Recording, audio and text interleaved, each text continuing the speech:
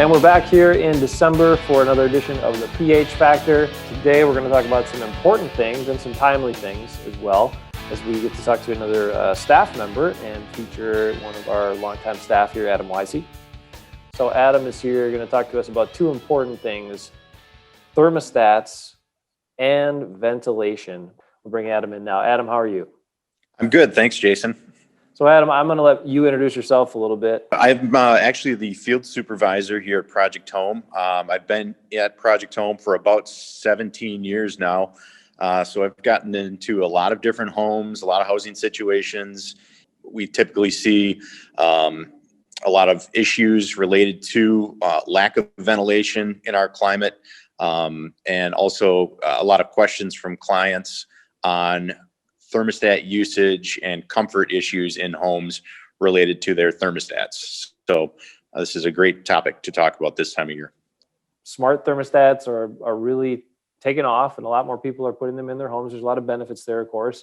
So let's talk about that first, kind of what some of those smart thermostats are, and then and basically, what are some of the benefits of having those smart thermostats? Everyone remembers the old round dials that used to be on the wall that were just real simple. You either turned it up or turned it down when you wanted to adjust the temperature. So they were very simple, very basic mechanical or even mercury timed devices. And then they came along, back in the 80s, 90s with programmable thermostats, which have sort of went by the wayside nowadays just because there were a lot of complexities with programming in on-off settings. And then nowadays, with all the new technology that's been coming about, there are smart thermostats, and many of those are Wi-Fi enabled, so people can, in fact, control their temperature of their home right from their phone. Several of those models that are on the market right now, the Google Nest thermostat is probably pretty common. I think a lot of people know about that one. There's also the Ecobee, which has a few more functionalities. That's a Canadian company. It's a little bit of a touchscreen control. The Google Nest is still sort of that round dial, so it's very intuitive, where you turn it up or turn it down to adjust the temperature. And I believe Honeywell also has a smart thermostat out on the market as well. And there's a number of other companies that are developing products and putting stuff to the market monthly. I mean, new stuff's coming online all the time. These thermostats actually learn your usage patterns. So when you first install them, they just kind of sit there on the wall and stay at one temperature. But as you sort of come and go, many of them have motion detectors on them, so they can detect motion, so they know that the house is occupied, so that the heat needs to be turned on. It sort of learns your patterns of when you're home and when you're away. So as you set the temperature up and down, it learns, what times of the day that you're home, what times of the day that you're away, what temperatures you want the house at. This is great. But this past year has been really challenging for a lot of people that have installed these products, because many people are now working from home. The big benefit to these products and that functionality where it learns your patterns and can dial down the temperature when you're away from the home is to save some energy. But now that people are working from home, they're having some issues with these and having to relearn the thermostats with their new usage patterns, given that they're home most of the day. Yeah, it's interesting. I mean, we, at our house, we installed the Ecobee. I know at Project Home, we've installed a number of the Nests for customers at this point. We've done some of those. So, I mean, I think they're both very user-friendly, a little bit of a learning curve. I mean, people have to learn a little bit how to use it, right, and how to set it. But once they get that done, like you said, it's pretty easy to manage and handle after that. Yeah, it's like any new technology. I mean, I think with a little bit of instruction, certainly I'd say I like to tell people YouTube is your friend. So, you can go online and find an instructional video on how to set these items up. Heck, you can even find videos on how to install them. They're very intuitive, very simple to install. A lot of people are doing that themselves. So it's probably a good option for a lot of people. If they have the old programmable thermostat that they find that they're not using anymore, or that they typically just set a temperature and press the hold button, this might be a great option for them, because again, with that motion sensing technology, it sort of knows when you're home, knows when you're away. It can kind of tell, what your usage patterns are and learn with you as you use that item. So they're good good quality devices, very intuitive in most cases. And I think they're a good option for a lot of people. I mean, the other handy thing that people have noticed, and you mentioned the Wi-Fi capabilities, is having one, you can have, instant weather reports right there and see that sort of thing and whatever, but Yep. also having it connected to your phone, and you can adjust the temperature right from your phone. For example, the Nest. I mean, there are Nest products that wire your whole house. Nest light bulbs, Nest smoke detectors, Nest thermostats. I mean, so Google has kind of cornered the market on that in a way. But there's a lot of companies that are doing home automation, wireless home automation, where you can control just about everything that's electrified through your phone. So I mean, you can turn your heat on, you can turn lights on and off, you can, who knows? I mean, you can unlock your doors now with your phone, open your garage door with your phone. So, I mean, the sky's the limit when it comes to that. So there's a lot of functionality, getting weather reports right on your thermostat, if it's connected, to a Wi-Fi source, and being able to adjust the temperature. You're on your way home from work, or on your way home from, say, a vacation or something. You can use your phone, set a temperature, so the house is up to temperature by the time you get home, and it's very nice. The other big thing we wanted to talk about today, the other big thing was ventilation. And that's just critical this time of year, because we know people are tightening up those houses, buttoning them up. And with that, there can be some issues unless you have adequate ventilation. So let's talk ventilation. Yeah, ventilation is like the forgotten mechanical system in a lot of people's homes. I mean, everyone is very familiar and front of mind this time of year with their furnace and water heaters. I mean, everyone thinks about that sort of stuff. Big appliance, you see it, it's in your basement or in a closet somewhere. Ventilation system is, it's usually up in the ceiling, a little grill in the ceiling. You just don't think about it that much. But the ventilation system is hugely important for comfort in the home, and also for moisture control in our homes, especially in our climate. We certainly, this time of year, start to close up our homes, seal off the windows, seal up the doors. Newer homes that are well insulated and air sealed don't really have that much air exchange with the outside environment. So they tend to accumulate moisture. I mean, every time, you cook and bathe and boil water and breathe, you're releasing moisture into your environment, and you need to have a system in place in your house to deal with that. Otherwise, you're going to start seeing things like condensation on the windows, even in some extreme instances, frost or ice formation on the windows. You can see some spotting or staining on walls, or in the corners of ceilings. And of course, those moist environments can lead to things like mold growth. They're good habitats for dust mites, bacteria, things like that. So it's just in general a good idea to control the moisture in your environment. And typically using some sort of a ventilation system is the best way to do that. Point source ventilation systems, for example, if you have a range hood in your kitchen or a bathroom exhaust fan that you're using to exhaust those large volumes of moisture from your home right where you're producing them before they have a chance to sort of migrate throughout the house, is probably the best option. And then you're probably, in addition to those point loads where you're exhausting when you're producing the moisture, you're going to want some sort of a ventilation system on a timer, in a lot of instances, or on some sort of a controller that's going to run in the background and provide you with some background level of ventilation all the time. So having a good operable bath fan is really crucial, right? So let's talk about the bath fans a little bit here. What type of bath fan works really well? What type of air movement do we really want to have? A minimum amount when you're looking at different bath fans on the market. In general, a bathroom exhaust fan is what most households are going to have as a ventilation system. Whether or not they're on a controller is really, how it was designed, how it was built. There are aftermarket controllers that you can put on existing bathroom fans to sort of deal with turning that into some sort of a background or controlled ventilation system. But you talk about what type. If you have an old, we call them old coffee grinder bathroom exhaust fans that are grinding away, you're not really going to want that turning on in the middle of the night when you're trying to sleep. That's going to wake people up. It's just going to be a disincentive to using that as a ventilation system. And even just having an on-off switch on the wall, just getting everybody in the habit of turning it on when you're showering, turning it off, 20 minutes after you're done showering, just to exhaust that excess moisture is going to be a good thing there. I guess any sort of bathroom exhaust fan that's relatively quiet, and you can check the sort of noise rating on a fan it's listed in SONE, SONE, and the lower the number, the quieter the fan. Most bathroom exhaust fans on the market, when you're purchasing a fan, are going to have that information listed right in the technical specs. If you're looking at a website, or if you're in a store looking at a box, it's going to be listed right on the box. So generally speaking, anything under a 1 is going to be a very quiet fan. When you start getting into that 2 to 3 SONE range, that's a little bit louder. You might be disincentivized to use that as a ventilation system, other than when you're actually occupying that room. So if you're going to plan on hooking a fan up to a controller, definitely consider getting a low SONE fan, so a quiet fan that's not going to upset people in the house when it's running.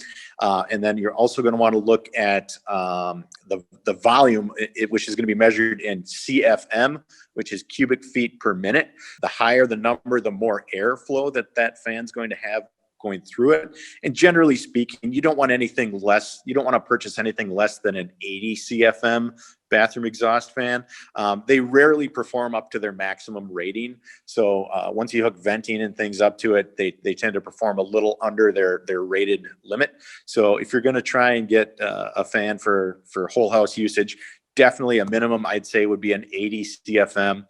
When you get into the kitchens, when you're looking at range hoods, many of those are going to be much louder than your bathroom exhaust fans, and rated up in the 3, 4, 5 SONE range. So those are generally not good candidates for whole house ventilation systems. And the volumes that those fans move is going to be up in the hundreds. So you're looking at 2, 3, 400 CFM. Some of the commercial ranges are in the thousands of CFM. So that's fine. That moves a lot of air. It exhausts a lot of moisture. It exhausts any, for example, cooking smells and odor control, that sort of thing. But the problem is, the more ventilation you put in your home, the more air you're exhausting from your home.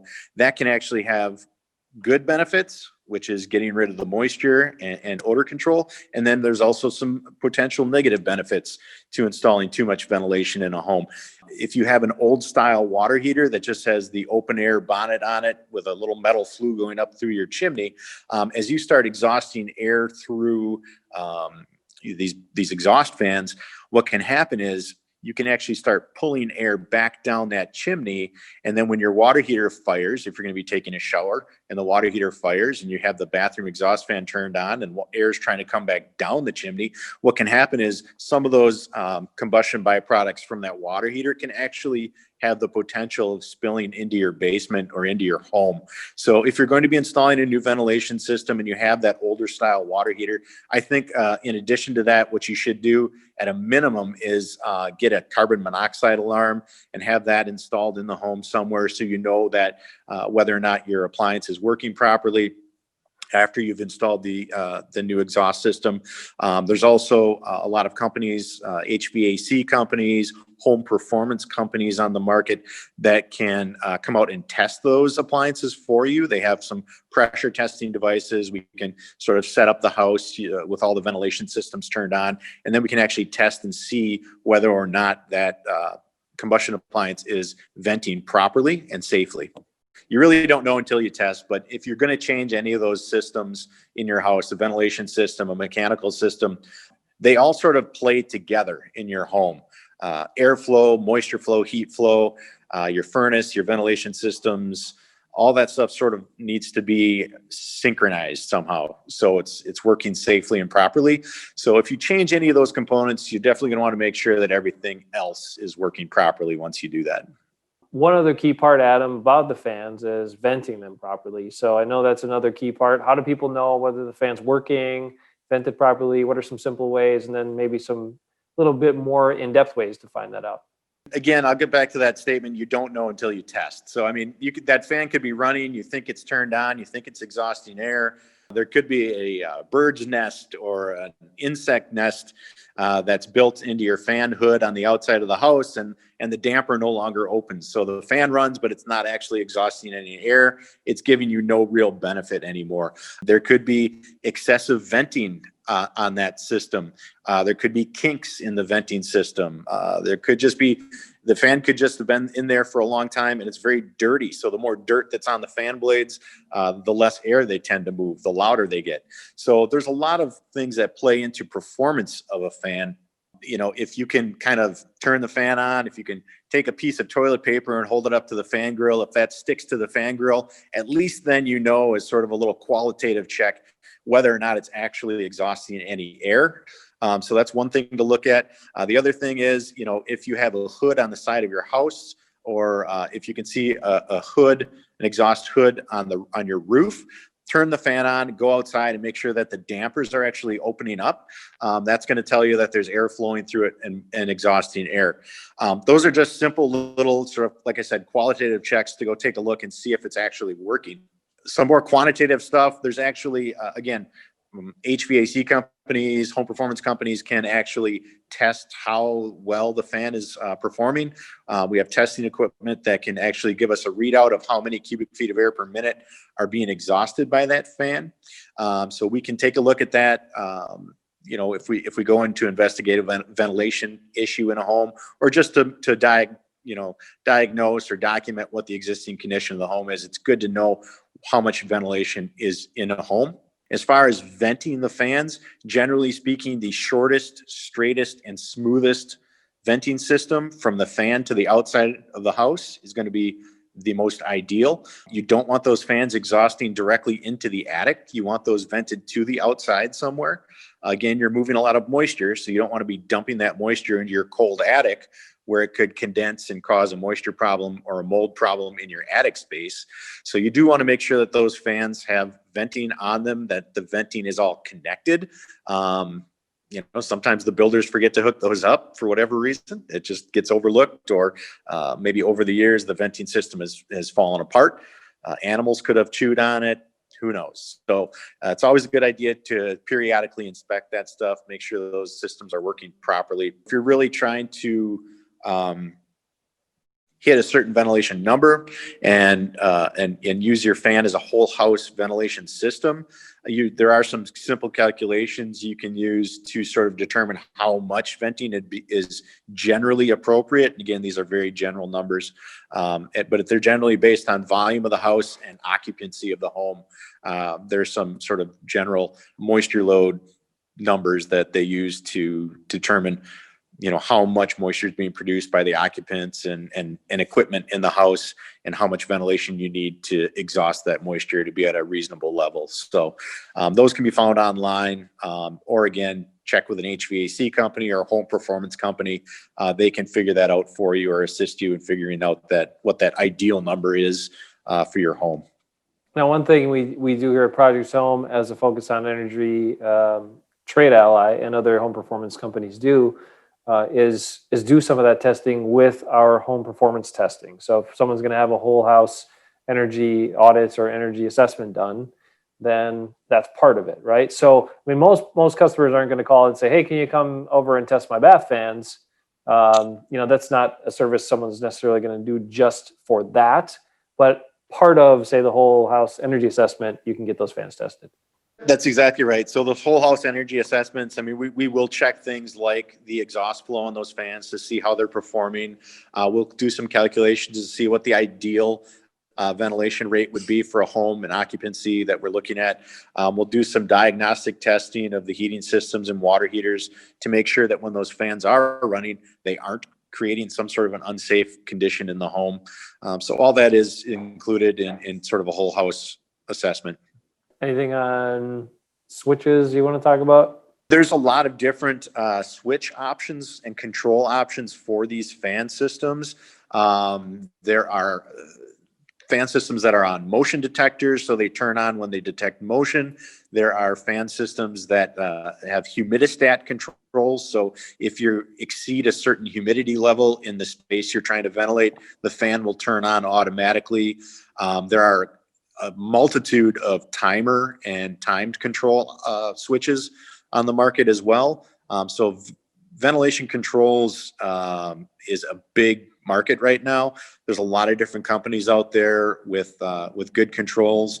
Some of them are proprietary for that fan that you're purchasing.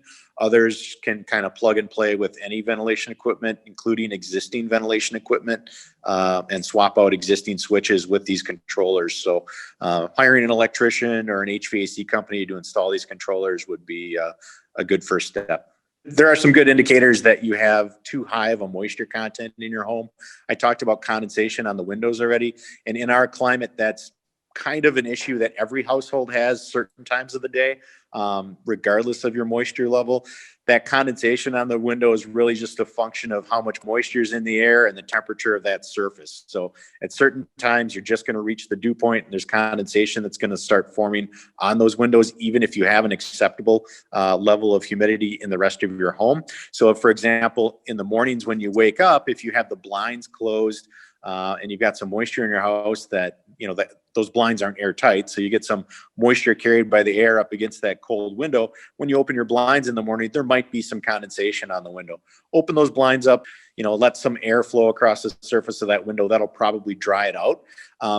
That's probably not a big problem in general, but if you start to see things like that moisture, even when you've opened up the blinds and the shades, if that moisture lingers and expands throughout the day, that could be an indicator that you have too high of a moisture content in your home and need to address it with some sort of ventilation system. That's a good indicator. Yep. All right. Thanks, Adam, for all the great tips. Really timely and important as we head into this winter season. Everybody, stay safe, stay well, and use your bath fans, use your ventilation. And check out those thermostats, because it's some cool stuff out there now that can help you kind of maintain the heat and comfort in your home.